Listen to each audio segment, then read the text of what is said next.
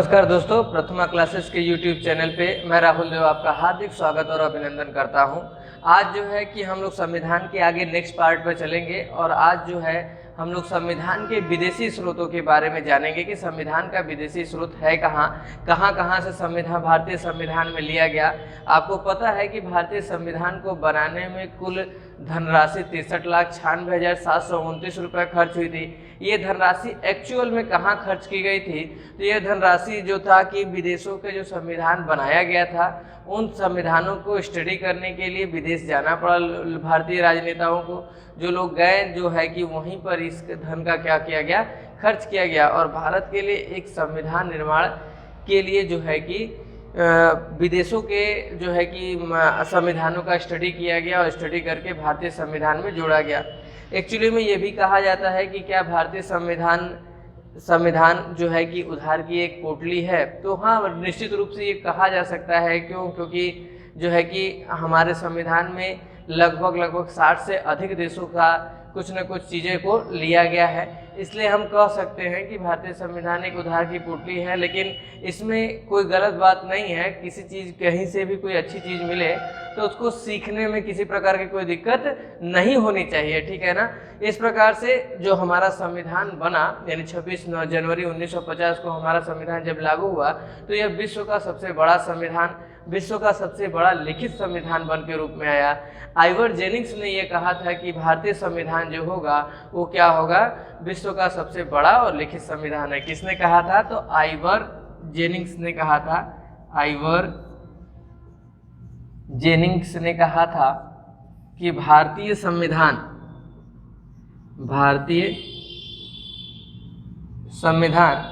विश्व का सबसे बड़ा तथा विश्व का सबसे बड़ा लिखित संविधान है, ठीक है ना। विश्व का सबसे बड़ा लिखित संविधान है। ये किसने कहा था? तो आइवर जेनिंग्स ने कहा था। बार बार पूछा जाता है कि किसने कहा था कि भारतीय संविधान विश्व का बड़ा तथा लिखित संविधान है। तो आइवर जेनिंग्स ने कहा था कि भारतीय संविधान जो है विश्व का सबसे बड़ा और लिखित संविधान है, ठीक है ना। आइए देखते हैं कि भारतीय संविधान में किन किन देशों से बहुत महत्वपूर्ण चीज़ें लिया गया है। तो एक तरीके से माना जाता है कि कुल 10 देश ऐसे हैं जो भारतीय संसदीय व्यवस्था या भारत में जो है कि भारतीय संविधान में महत्वपूर्ण चीज़ों को लिया गया है। तो आइए देखते हैं, ठीक है।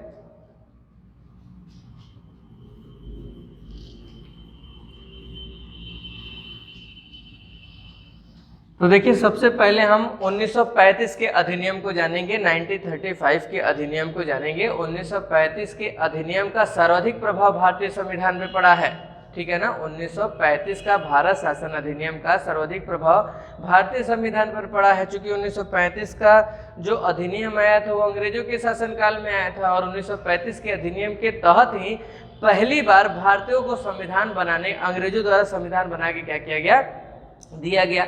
1935 के अधिनियम का प्रभाव भारतीय संविधान पर देखने को मिलता है क्योंकि यहाँ से ही 70%, ठीक है ना, कितना 70% जो है कि धाराओं को क्या कर दिया गया है, भारतीय संविधान में जोड़ दिया गया है, ठीक है। इसके बाद से ये पहला हो गया। दूसरा पॉइंट, राष्ट्रपति की संकटकालीन शक्तियां, राष्ट्रपति की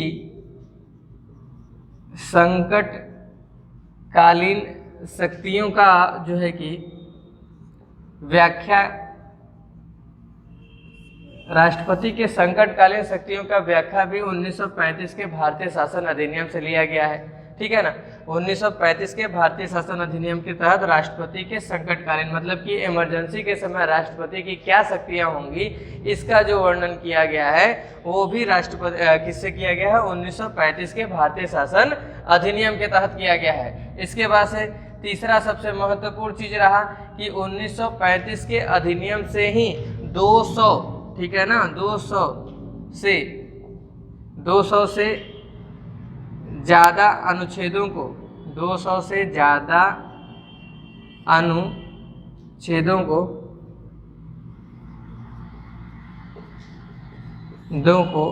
लिया गया है। कितना अनुच्छेदों को लिया गया है? 200 से ज़्यादा अनुच्छेदों को लिया गया है और 200 से ज़्यादा अनुच्छेदों में थोड़ा बहुत परिवर्तन करके उसको भारतीय संविधान में क्या कर लिया गया है, जोड़ लिया गया है। तो देखिए यहीं से एक प्रश्न बनता है कि बताइए भारतीय संविधान में, ठीक है ना, भारतीय संविधान पर किस अधिनियम का प्रभाव सर्वाधिक है।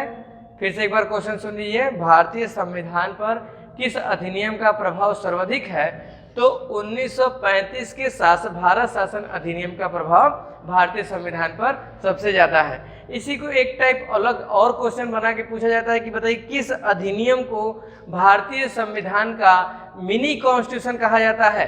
किस अधिनियम को भारतीय संविधान का मिनी कॉन्स्टिट्यूशन कहा जाता है। तो अधिनियम कौन सा है, 1935 का इंडियन गवर्नमेंट एक्ट, यानी 1935 का भारतीय सरकार या भारतीय शासन अधिनियम को ही मिनी कॉन्स्टिट्यूशन के नाम से जाना जाता है, ठीक है ना। बाकी 1935 के अधिनियम के बाद भी हमारे देश में ब्रिटेन के संविधान से, यूएस के संविधान से, कनाडा के संविधान से, सोवियत संघ के संविधान से, जर्मनी के संविधान से, ऑस्ट्रेलिया के संविधान से, आयरलैंड के संविधान से, ठीक है ना। और जो है कि इन देशों से क्या किया गया है, अन्य चीज़ों को क्या कर दिया गया है, ले लिया गया है। जैसे कि संविधान संशोधन कहाँ से लिया गया है, तो संविधान संशोधन साउथ अफ्रीका यानी दक्षिण अफ्रीका से लिया गया है, ठीक है ना। तो आइए देखते हैं कि संविधान में कौन कौन सी चीज़ें किन किन देशों से ली गई हैं, समझे। तो आइए ब्रिटिश के संविधान से देखते हैं क्या क्या चीज़ें ली गई हैं, ठीक है ना। तो ब्रिटेन के संविधान, तो सबसे पहले मैं बता दूं कि ब्रिटेन का संविधान मौखिक संविधान रहा है, ठीक है ना। ब्रिटेन का संविधान कहीं लिखित नहीं रहा गया है, लेकिन फिर भी जो है कि ब्रिटेन के संविधान से क्या क्या चीज़ें ली गई हैं। तो यहाँ पर देखिए लिखा हुआ है ब्रिटेन के संविधान से क्या क्या ली गई हैं। तो सबसे पहले लिखा है संसदीय शासन व्यवस्था, यानी कि पार्लियामेंट्री सिस्टम जो है वो कहाँ से लिया गया है। पार्लियामेंट्री सिस्टम जो है वो ब्रिटेन के संविधान से लिया गया है। ब्रिटेन के संविधान में देखिए दो होते हैं, जैसे हाउस ऑफ कॉमन्स होता है और हाउस ऑफ लॉर्ड्स होता है। उसी तरीके से भारत के जो है कि संविधान या भारत के संसदीय व्यवस्था में लोकसभा और राज्यसभा होती है, ठीक है ना। सबसे निम्न सदन लोकसभा होता है और उच्च सदन राज्यसभा होता है। वैसे ही इंग्लैंड में हाउस ऑफ कॉमन्स जो होता है वो सबसे निम्न सदन होता है और हाउस ऑफ लॉर्ड जो होता है वो उच्च सदन होता है। लेकिन संवैधानिक स्थिति में राष्ट्रपति की स्थिति जो है वो ब्रिटेन के महाराजा के समतुल्य है या ब्रिटेन के महारानी के समतुल्य है। जैसे संवैधानिक स्थिति वहां पर ब्रिटेन के महारानी को पता है मिली है, वैसे ही यहाँ पर भारत के राष्ट्रपति को भी मिली है। इसके बारे में हम आगे डिस्कशन करेंगे, ठीक है। तो पार्लियामेंट्री सिस्टम यानी कि संसदीय शासन व्यवस्था कहाँ से ली गई है, तो ब्रिटेन के संविधान से ली गई है। याद रखिएगा संसदीय शासन व्यवस्था किस प्रकार की होगी हमारी संसदीय शासन व्यवस्था, इस चीज का विषय जो है कि ब्रिटेन के संविधान से लिया गया है। दूसरा, मंत्रिपरिषद के लिए लोकसभा के प्रति सामूहिक उत्तरदायित्व, ठीक है ना। मंत्री परिषद जो होगी वो लोकसभा के प्रति क्या होगी, उत्तरदायी होगी। जिसके यथार्थ कहा गया कि किसी भी एक मंत्री के खिलाफ, मंत्री परिषद के किसी भी एक मंत्री के खिलाफ अगर अविश्वास प्रस्ताव लोकसभा में पारित हो जाता है तो सामूहिक मंत्री परिषद को अपने पद से क्या करना होगा, इस्तीफा देना होगा। क्यों देना होगा, क्योंकि ये मंत्री परिषद जो है वो किसके प्रति उत्तरदायी होती है, लोकसभा के प्रति उत्तरदायी है। और इसको कहाँ से लिया गया है, तो ब्रिटेन के संविधान से या ब्रिटिश संविधान से लिया गया, अंग्रेजी संविधान से लिया गया है। तीसरी महत्वपूर्ण चीज है संसदीय विशेषाधिकार, ठीक है ना। संसद को क्या मिले हैं, विशेषाधिकार मिले हैं, क्योंकि संसद ही क्या कर सकती है, भारत में विधि का निर्माण जो है वो कौन करेगी, सिर्फ और सिर्फ एक संस्था करेगी, और वो भी कौन करेगी, संसद करेगी, पार्लियामेंट करेगी। तो इसके पास विशेषाधिकार होना चाहिए, और इसी विशेषाधिकार को कहाँ से लिया गया है, ब्रिटेन के संविधान से या ब्रिटिश के संविधान से लिया गया है संसदीय विशेषाधिकार को, ठीक है। चौथा प्रमुख पॉइंट है संसद और विधानमंडल की प्रक्रिया, ठीक है ना।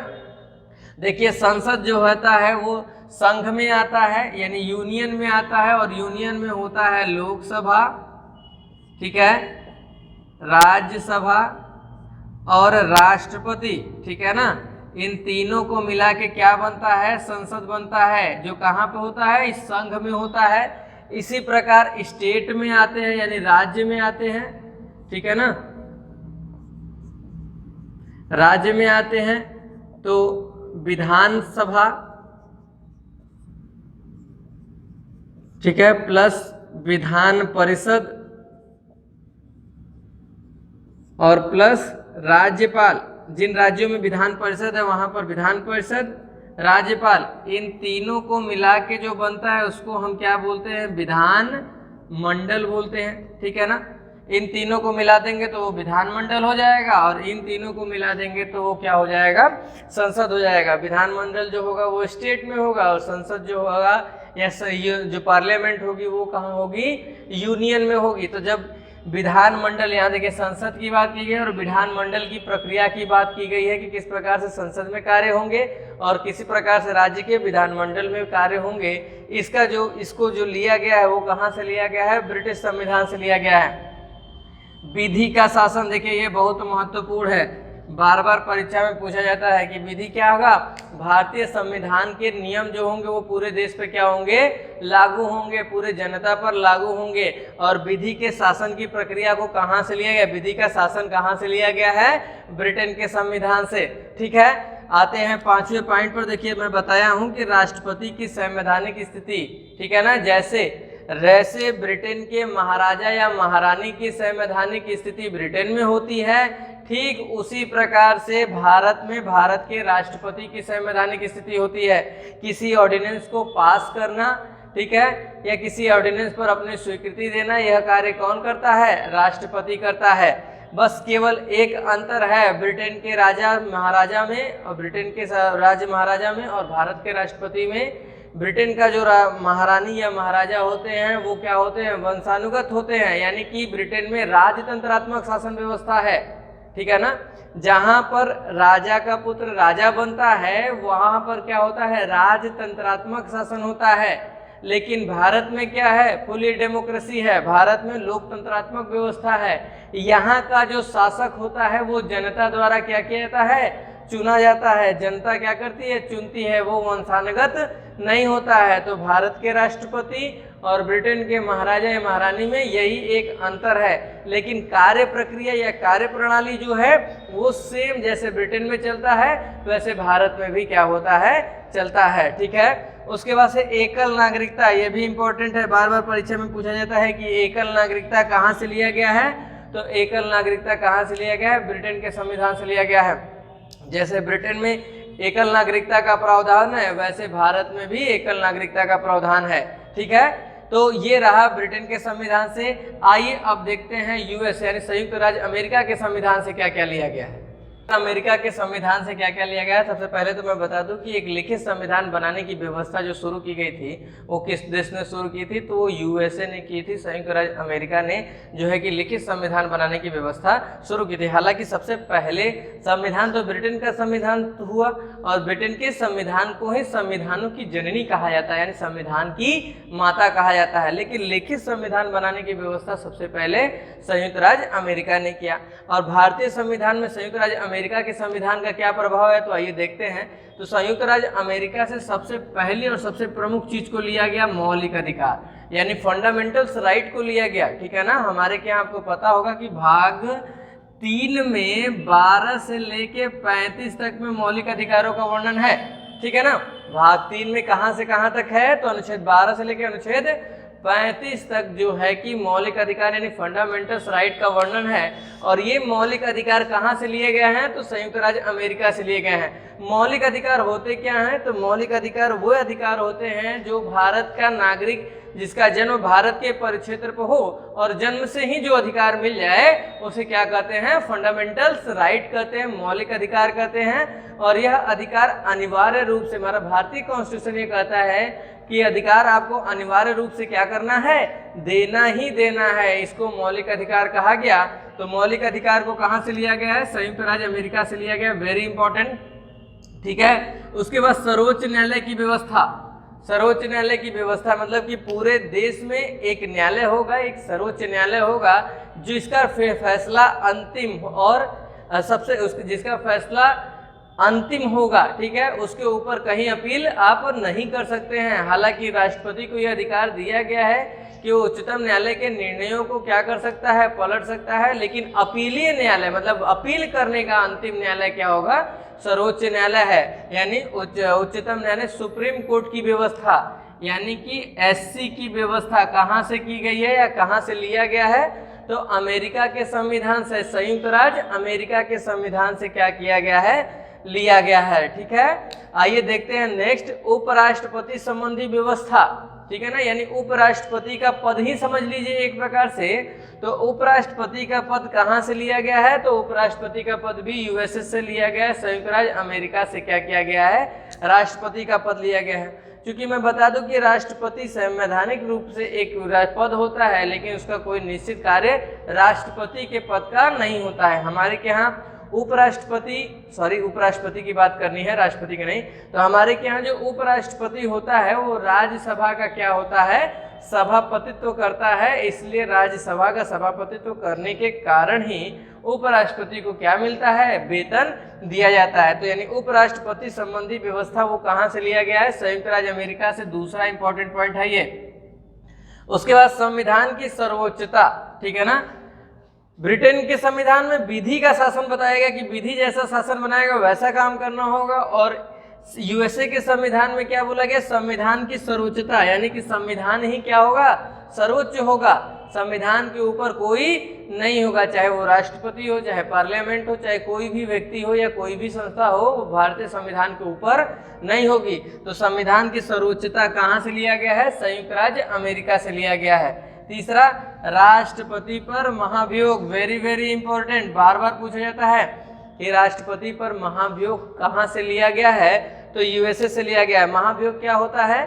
तो जब राष्ट्रपति क्या करता है? संविधान का अतिक्रमण करना शुरू करता है, यानी संविधान के दिए गए नियमों को मानना या उल्लंघन करना शुरू करता है, तो राष्ट्रपति के खिलाफ संसद में यानी पार्लियामेंट में महाभियोग प्रस्ताव लाया जाता है। इसको डिटेल में कहाँ बताया जाएगा? जब महाभियोग प्रस्ताव, जब हम लोग पार्लियामेंट पढ़ेंगे, राष्ट्रपति को पढ़ेंगे, तो महाभियोग बताया जा सकता है। हल्का सा इंट्रोडक्शन मैं दे रहा हूँ कि राष्ट्रपति पर महाभियोग पार्लियामेंट यानी संसद में लाया जाता है। संसद के किसी भी सदन में लाया जा सकता है, चाहे पहले लोकसभा में आए या पहले राज्यसभा में। अगर पहले लोकसभा में आता है तो राज्यसभा में जाएगा, या पहले राज्यसभा में आता है तो लोकसभा में। अगर दोनों सदनों से विशेष बहुमत यानी 2/3 बहुमत से वो विधेयक पास हो जाता है, तो राष्ट्रपति पर महाभियोग की प्रक्रिया को क्या समझा जाता है?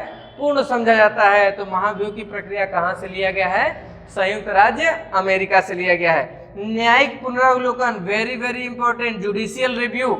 ठीक है ना, न्यायिक पुनरावलोकन कौन करता है हमारे यहाँ? बताइएगा कमेंट बॉक्स में। अगर नहीं पता है तो मैं बता रहा हूँ कि न्यायिक पुनरावलोकन सुप्रीम कोर्ट करती है, यानी उच्चतम न्यायालय करती है। अब न्यायिक पुनरावलोकन वो किसका करती है? तो अपने ही द्वारा दिए गए निर्णयों की वह पुनः क्या करती है?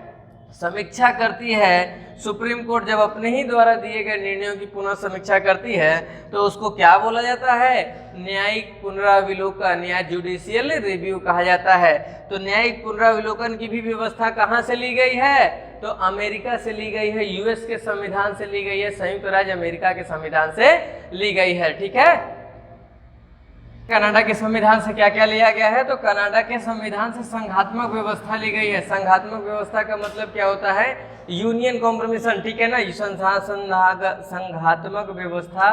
ठीक है ना, यूनियन सिस्टम को कहाँ से लिया गया है? तो कनाडा के संविधान से लिया गया है। केंद्र की अवशिष्ट शक्तियां किसके पास होंगी? केंद्र अवशिष्ट शक्तियां किसके पास होंगी? केंद्र के पास से होंगी। ये भी किससे लिया गया है? कनाडा के संविधान से लिया गया है। ठीक है, केंद्र की अवशिष्ट शक्तियां क्या है? जैसे कि आपको पता होगा कि शेड्यूल 7 में, अनुसूची 7 में हमने पढ़ा था केंद्र एवं राज्यों के बीच शक्तियों का पृथक्करण या विभाजन, जिसके अंतर्गत 3 सूचियां दी गई, संघ, राज्य और समवर्ती। इसके अलावा एक सूची और थी जिसको बोला गया अवशिष्ट सूची। अवशिष्ट सूची के विषयों की संख्या 6 रखी गई, और ये विषय जो होते हैं वो उस पर नियम बनाने का अधिकार किसको दे दिया गया है? केंद्र को दिया गया है। और ऐसी व्यवस्था कहाँ से की गई है? कनाडा से की गई है। तो केंद्र की अवशिष्ट शक्तियां और संघात्मक विशेषताएं या संघात्मक व्यवस्था, ये दो महत्वपूर्ण चीजें वो कहाँ से ली गई हैं? कनाडा के संविधान से। ठीक है, तो आइए देखते हैं ऑस्ट्रेलिया के संविधान से क्या क्या लिया गया है। तो ऑस्ट्रेलिया के संविधान से उद्देशिका की भावना। उद्देशिका की भावना मतलब हमारे संविधान की उद्देशिका, हमारे संविधान का प्रमुख उद्देश्य क्या होगा? तो हमारा संविधान का प्रमुख उद्देश्य होगा कि भारत को एक कल्याणकारी क्या बनाना? राज्य बनाना। ये क्या है? उद्देशिका की क्या है? आपकी भावना है। ठीक है ना, तो इसको कहाँ से लिया गया है? ऑस्ट्रेलिया के संविधान से। समवर्ती सूची। ठीक है ना। समवर्ती सूची जैसे शेड्यूल 60 की बात एक बार फिर से आएगी यहाँ पर।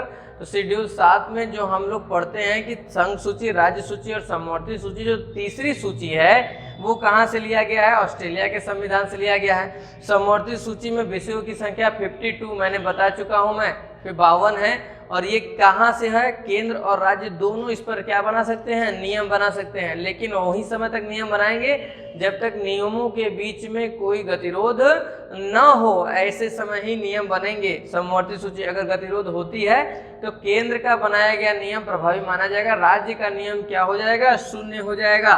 ठीक है ना। आगे चलते हैं। ऑस्ट्रेलिया के संविधान से और क्या क्या लिया? केंद्र एवं राज्यों के बीच शक्तियों का विभाजन, यानी कि केंद्र के पास कितनी शक्तियां होंगी और राज्य के पास कितनी शक्तियां होंगी, इन शक्तियों का पृथक्करण या विभाजन जो है वो कहाँ से लिया गया है? ऑस्ट्रेलिया के संविधान से लिया गया है। ठीक है। आइए देखते हैं आयरलैंड के संविधान क्या क्या लिया गया है। तो आइए देखते हैं आयरलैंड के संविधान से क्या क्या लिया गया है। तो आयरलैंड के संविधान से राज्य के नीति निषेध तत्वों को लिया गया है। राज्य के नीति निषेध तत्व, स्टेट प्रिंसिपल्स को लिया गया है। ये भारतीय संविधान के किस भाग में है? तो ये भारतीय संविधान के भाग 4 में है, स्टेट प्रिंसिपल, राज्य के नीति निषेध तत्व। ठीक है ना। जैसे फंडामेंटल्स राइट है वैसे ही क्या है, राज्य के नीति निषेध तत्वों को लिया गया है। ठीक है। वो कहाँ से लिया गया है? आयरलैंड के संविधान से लिया गया है। उसके बाद राष्ट्रपति के निर्वाचक मंडल में निर्वाचन की राष्ट्रपति के निर्वाचन में निर्वाचक मंडल की व्यवस्था। निर्वाचन में निर्वाचक मंडल, यानी कि राष्ट्रपति का जब निर्वाचन होगा तो उसमें निर्वाचक मंडल की व्यवस्था को कहाँ से लिया गया है? आयरलैंड से। जैसे कि राष्ट्रपति के निर्वाचक मंडल में कौन कौन से होते हैं तो फटाफट जान लेते हैं। राष्ट्रपति के निर्वाचक मंडल में लोकसभा, राज्यसभा और सभी राज्यों के विधान सभाओं के साथ साथ दिल्ली, पौंडीचेरी, ठीक है ना, संघ शासित क्षेत्रों के निर्वाचित सदस्य भाग लेते हैं। याद रखिएगा क्या बोला गया है? निर्वाचित सदस्य, जो क्या हो, चुने गए हों, वही राष्ट्रपति के चुनाव में भाग लेंगे। नॉमिनेटेड सदस्य नहीं, मनोनीत सदस्य नहीं। मनोनीत सदस्य राष्ट्रपति के चुनाव में भाग नहीं ले सकते। जैसे कि राज्यसभा में 12 व्यक्तियों का मनोनयन होता है, लोकसभा में 2 एंग्लो इंडियन का मनोनयन होता है, उसी प्रकार से विधान सभाओं में एक एंग्लो इंडियन का क्या हो जाता है? मनोनीत किया जाता है। तो ये लोग जो होंगे वो राष्ट्रपति के चुनाव में भाग नहीं लेंगे। बाकी जितने लोग जो चुने जाते हैं वो वही राष्ट्रपति के चुनाव में क्या लेंगे? भाग लेंगे। इसके बाद राज्यसभा में विशिष्ट व्यक्तियों का मनोनयन। ठीक है। आपको पता होगा कि राज्यसभा में 12 व्यक्तियों का क्या किया जाता है? मनोनीत किया जाता है, जो अलग अलग क्षेत्र से आते हैं। कला, साहित्य, विज्ञान और समाज सेवा के क्षेत्रों से जो 12 व्यक्ति आते हैं जो उत्कृष्ट प्रदर्शन करते हैं, उन्हें राज्यसभा में राष्ट्रपति द्वारा क्या किया जाता है? मनोनीत किया जाता है। तो राष्ट्रपति द्वारा विशिष्ट व्यक्तियों का मनोनयन ये कहाँ से लिया गया है आपका? तो आयरलैंड के संविधान से लिया गया है। ठीक है ना। देखिए ये इंपॉर्टेंट है, ये भी इंपॉर्टेंट है, दोनों परीक्षा में पूछा गया है, इसलिए इस पर ज्यादा ध्यान दीजिएगा आप लोग। उसके बाद से दक्षिण अफ्रीका से, तो दक्षिण अफ्रीका से संविधान संशोधन प्रक्रिया ली गई है। क्या लिया गया है? संविधान संशोधन प्रक्रिया। संविधान संशोधन प्रक्रिया किस आर्टिकल में है? तो 368 में है। भारतीय संविधान के अनुच्छेद 368 में है। भारतीय संविधान में कोई भी चेंजेस होंगे वो किस प्रकार से होंगे? संविधान संशोधन प्रक्रिया, एमेंडमेंट के द्वारा ही किए जाएंगे, अन्यथा ऐसे नहीं होंगे। और संशोधन कहाँ से लिया गया है? तो दक्षिण अफ्रीका के संविधान से लिया गया। ये भी इंपॉर्टेंट है, किस आर्टिकल में है? तो ये भी इंपॉर्टेंट है, 368 में है। जापान से क्या लिया गया है? कानून द्वारा स्थापित प्रक्रियाओं को छोड़कर, यानी कुछ ऐसी प्रक्रिया हैं जो क्या है? लॉ से अलग हैं। इन चीजों की व्यवस्थाएं जो की गई हैं वो कहाँ से की गई हैं? जापान से की गई हैं। ठीक है। सोवियत संघ से क्या लिया गया है? फंडामेंटल्स राइट, मौलिक अधिकार। मैं बता दूं जब मूल संविधान बना था तो उसमें मौलिक अधिकारों का उल्लेख नहीं था। मूल संविधान 26 जनवरी 1950 को जब लागू हुआ था तो उस समय मौलिक कर्तव्यों का उल्लेख नहीं था। लेकिन 42वां संविधान संशोधन 1976 में जब हुआ, 1976 में 42वां संविधान संशोधन किया गया तो स्वर्ण सिंह समिति की अनुशंसा पर, किसके? स्वर्ण सिंह समिति की अनुशंसा पर 10 मौलिक कर्तव्यों को क्या कर दिया गया? भारतीय संविधान में जोड़ दिया गया। उसके बाद से 86वां संविधान संशोधन किया गया तो 11वां मौलिक कर्तव्य जोड़ दिया गया। और इस प्रकार से वर्तमान समय में कुल मौलिक कर्तव्यों की संख्या कितनी है? 11 है, ठीक है ना। मूल संविधान में मौलिक कर्तव्यों का उल्लेख नहीं था। यह किस भाग में है, तो यहाँ पर आप भाग भी लिख सकते हैं, भाग 4 का ए में है, यानी भाग 4 का क भी कह सकते हैं, ठीक है ना। भाग 4 के क में क्या है, मौलिक कर्तव्यों का उल्लेख है। मौलिक कर्तव्यों को पूर्व सोवियत संघ यानी वर्तमान समय में रूस बोलेंगे या यूएसएसआर बोलेंगे, ठीक है ना, वहां से लिया गया है मौलिक कर्तव्यों को, ठीक है। उसके बाद से आते हैं जर्मनी, ठीक है ना। जर्मनी से क्या लिया गया, तो जर्मनी से सबसे इंपॉर्टेंट चीज लिया गया है आपात उपबंध, इमरजेंसी। तो भारत में कितने प्रकार से इमरजेंसी लगाई जा सकती है, तो भारत में 3 प्रकार की इमरजेंसी लगती है, ठीक है। एक राष्ट्रीय आपात, एक राष्ट्रपति शासन और एक वित्तीय आपात। आपको मैं बता दूं कि राष्ट्रीय आपात 3 बार लग चुका है, राष्ट्रपति शासन लगते रहते हैं और वित्तीय आपात अभी एक भी बार नहीं लगा है। आर्टिकल बात करेंगे तो 352 में राष्ट्रीय आपात आ जाएगा आपका, ठीक है। ध्यान से देखिएगा कितनी बार राष्ट्रीय आपात लगा है, तो कमेंट बॉक्स में लिख के बताइएगा हमें कि कितनी बार आपातकाल लगा है।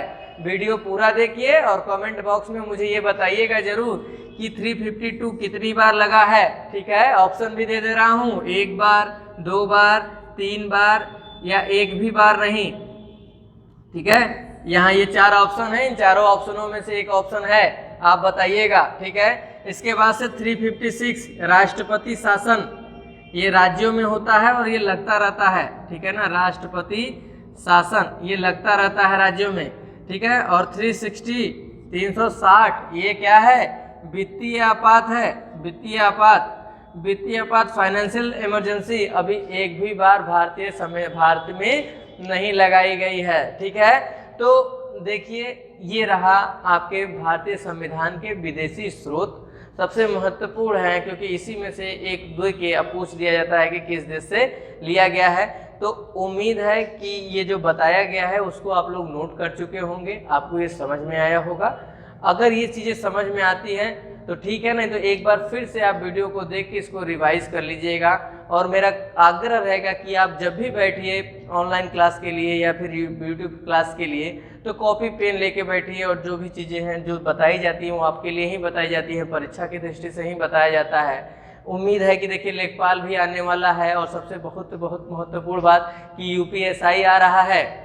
यूपीएसआई मतलब दरोगा की भर्ती आ रही है, और दरोगा के भर्ती में मूल विधि और संविधान एक अहम रोल निभाता है सब्जेक्ट का, इसलिए आप संविधान को पूरे ध्यान से पढ़िए, ठीक है ना। मूल विधि को भी पढ़ाया जाएगा, मूल विधि को भी बताया जाएगा और आसानी तरीके से बताया जाएगा, लेकिन थोड़ा सा इसमें समय है, ठीक है। उम्मीद करता हूँ कि ये वीडियो आपको पसंद आया होगा। अगर आपको पसंद आता है तो प्लीज़ इसको लाइक, सब्सक्राइब और कमेंट कीजिए। और एक बात और, पूरा वीडियो पूरा देखा कीजिए, अंत तक वीडियो देखेंगे तभी चीज़ें आपको समझ में आएंगी, ठीक है। ओके, धन्यवाद।